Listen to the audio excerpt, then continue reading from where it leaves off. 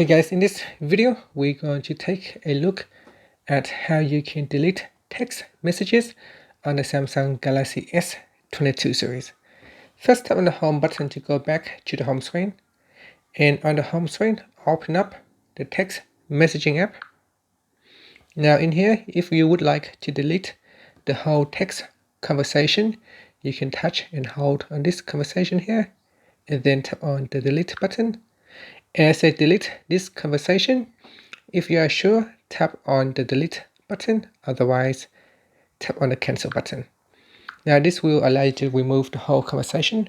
Otherwise, if you open up the text conversation, in here you can delete individual text messages.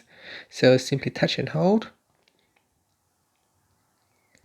So touch and hold, and then once it is selected, tap on the delete button at the top to delete a text message.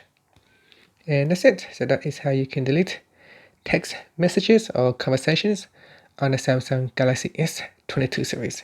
Thank you for watching this video. Please subscribe to my channel for more videos.